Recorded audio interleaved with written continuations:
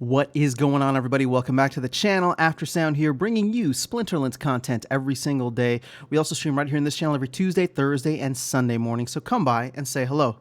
Man, it has been a while since we've had something to shake up the meta, whether it's a new card, rule set, or something.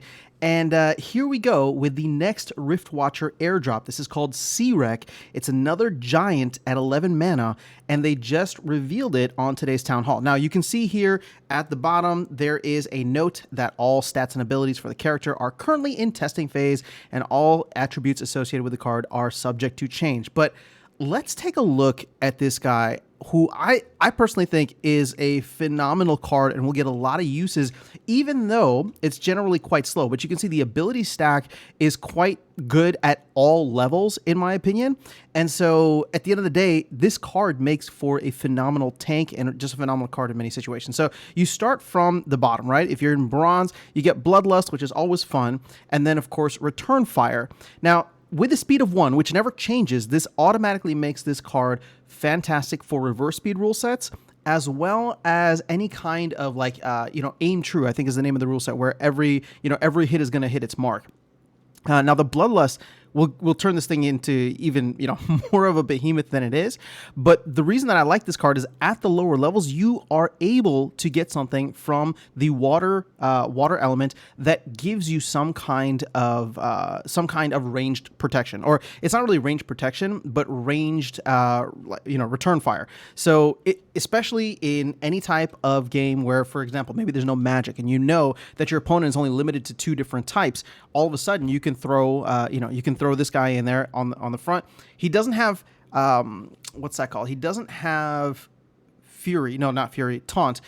So it's not like everybody's going to attack him automatically, but still, at the lower levels, the meta isn't that complicated. I mean, it's getting more complicated now, but at bronze, it's not really that complicated. And I feel like he makes for a phenomenal tank that you don't have to worry about. Now, the other side of this is that so many cards pair so well or are super fast.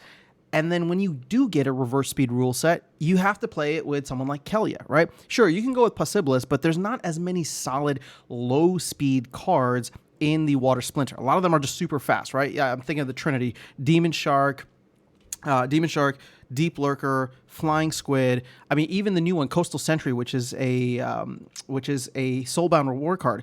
That card is fantastic, but it's a super high speed as well. So you finally get a solid monster who is not neutral, who can who has that low speed and can be a menace, especially with low speed games, and to pair with someone like Possibilis in low speed rule sets. So going up into silver, it's the same. You get 1 more health, but you also get, now here's where it gets really nice, right? You get the other attack type reflected as well. So not only Return Fire, but Magic Reflect. So now all of a sudden, excuse me. So now all of a sudden, he becomes a phenomenal tank in all scenarios, right? Now, granted, he's still going to be slow, but you can throw him on there, and you know that anybody that's going to be attacking you is going to be taking something unless they are a melee attacker. But with the high health, 13 health, that means you could heal him for 3 every turn.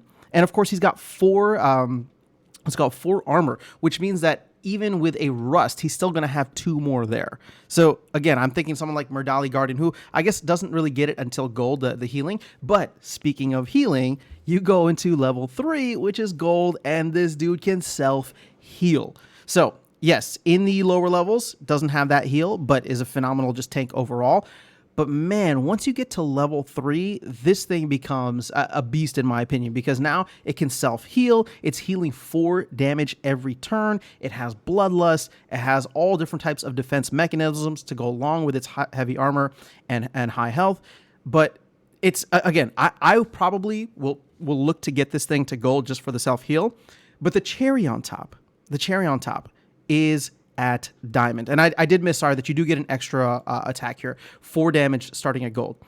At diamond, or fully maxed out, you get to me, this thing is awesome in the sense that it has Amplify built in. So now it is its own wrecking crew and I guess just basic defense here, because not only are you going to be returning fire and reflecting magic, but you're also going to be doing extra damage back on top of that. You don't have to throw in River Nymph. You don't have to throw in Venari Spellsmith. You don't have to throw in, is it Coastal Sentry? I forgot. There's another Amplify-based monster. You can just toss him in, and he's going to do so much damage on his own. Just be a nice distraction there at the front of your lineup. Maybe even the back of your lineup. No, probably the front of your lineup is where you're going to throw him.